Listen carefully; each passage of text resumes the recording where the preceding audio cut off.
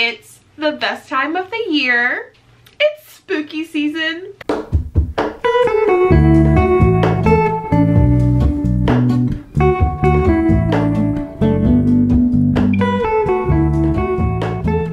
What is up, you guys? Welcome back to my channel. My name is Jessie, and today we're here to talk about the books that I plan to read for the month of October. I'm so excited because I feel like I don't know, I feel like October is like the Super Bowl month of reading because it's spooky season.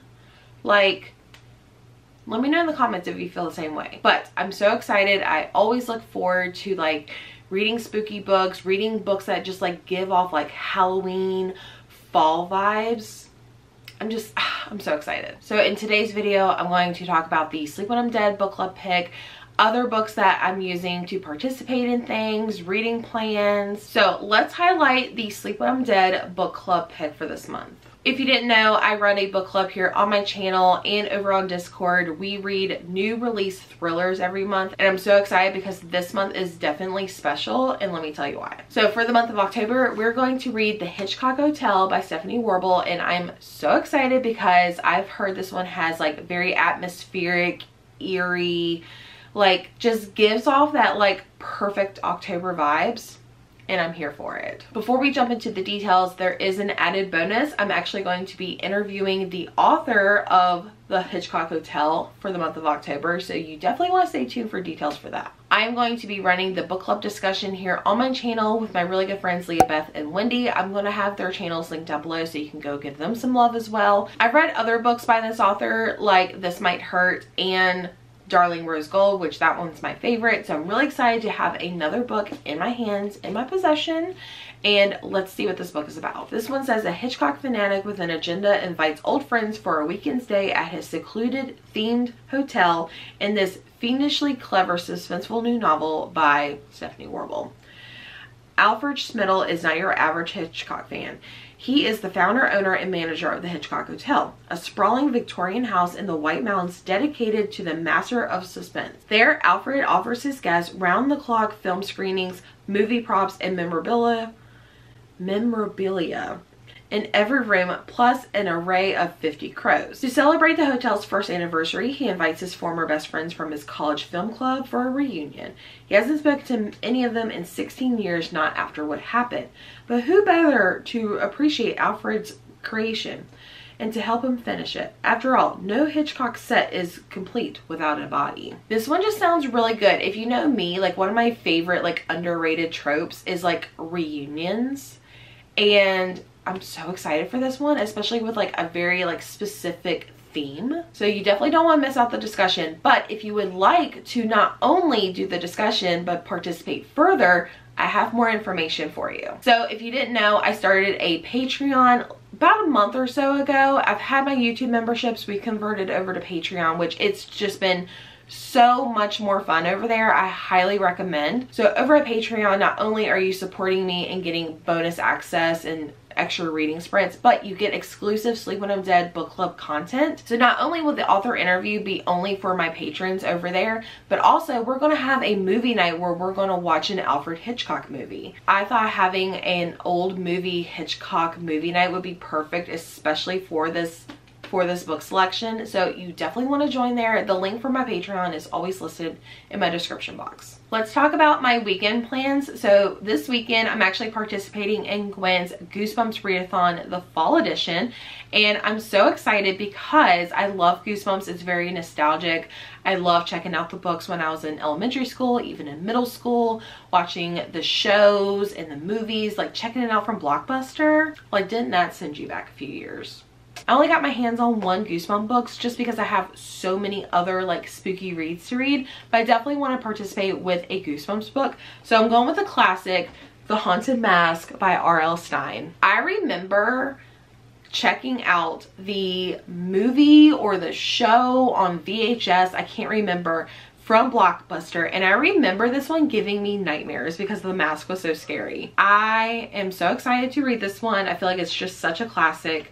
I can't really read the back because my library like covers part of the synopsis, which, like, libraries, why do you do that? Anyways, if I remember correctly, it's about a young girl. She's kind of like the goody two shoes, and like people make fun of her because she never does anything crazy. If I remember, like she has a very safe costume, and she decides to like step out her comfort zone, and she goes in like this weird costume store and gets this creepy mask. Well, the mask won't come off, and it goes from there. So yeah, super short read. I mean, less than 120 pages. Yes. And then the book that I started last night, like don't get too excited, but the book that I started last night is So Thirsty by Rachel Harrison. I only got like one chapter in, so, but I'm really excited because I got my copy from Aardvark and it's signed by the author. So from what I know, I'm trying to not read the synopsis, but basically it's about a woman whose birthday's coming up. Her and like her childhood friend are getting together for like a weekend trip. Something happens. I know this has to do something with vampires. I don't know.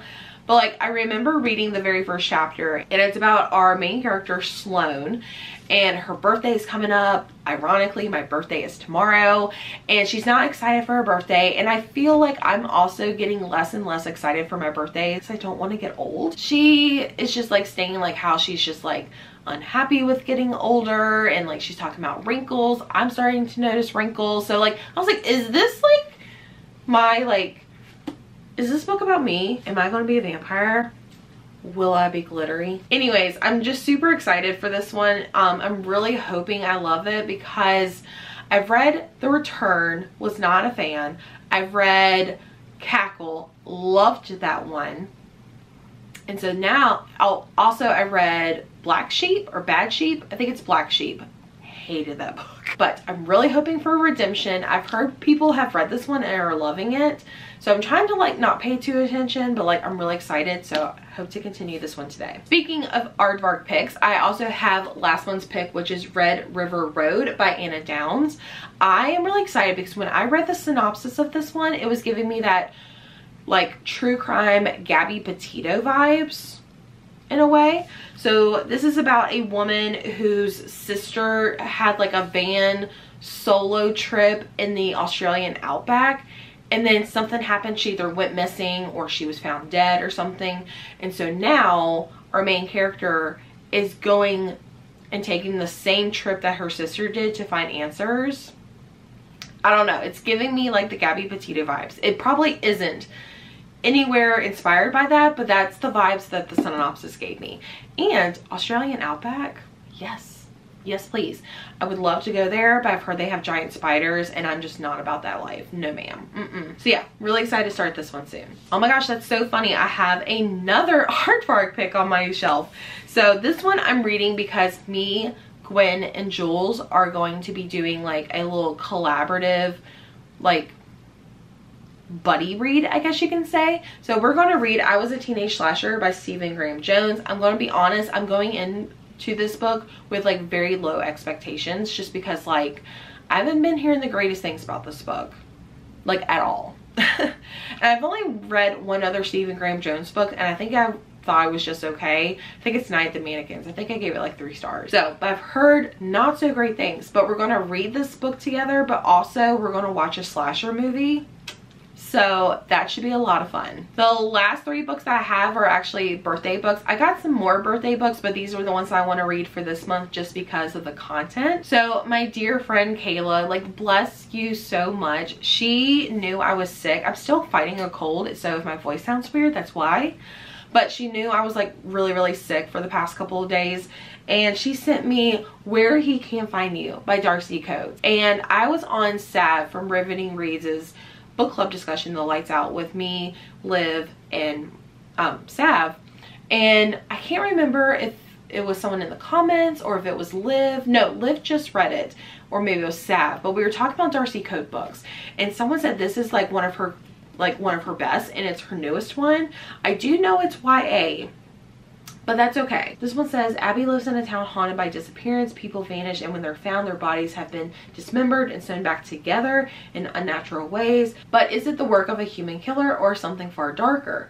She and her younger sister live in a strict set of rules designed to keep them safe, which is why it's such a shock when Hope is taken. I guess that's her younger sister.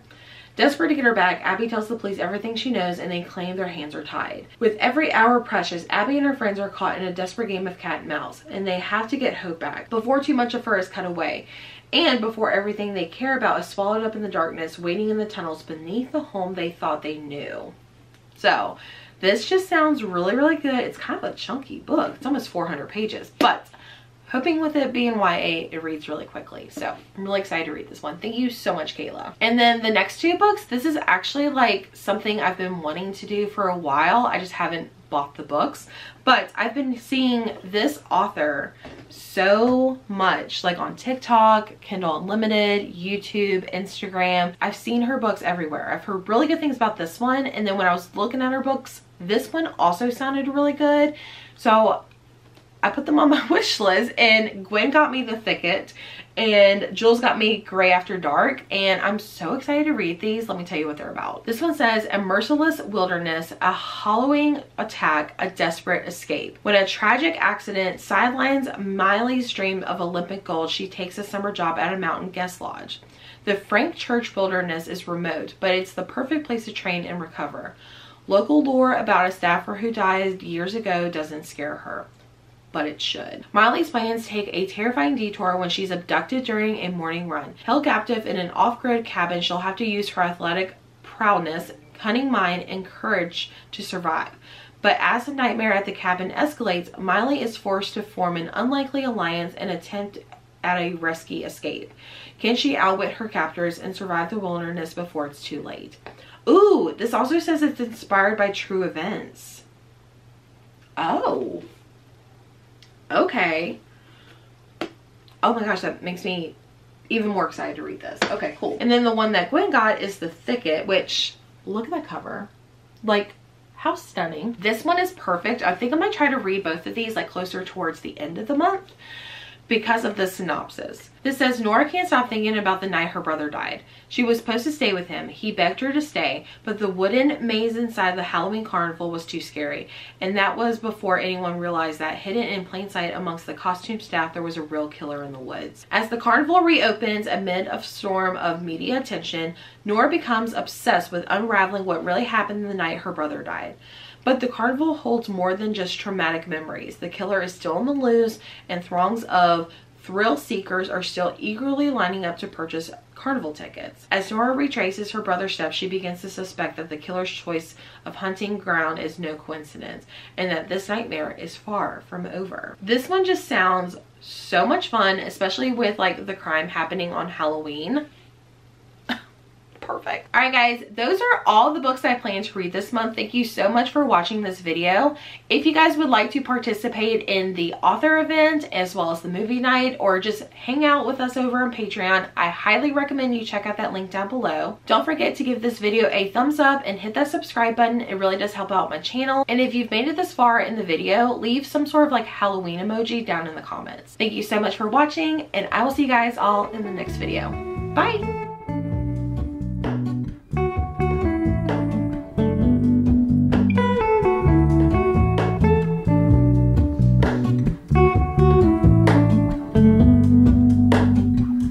Hello, Ramona.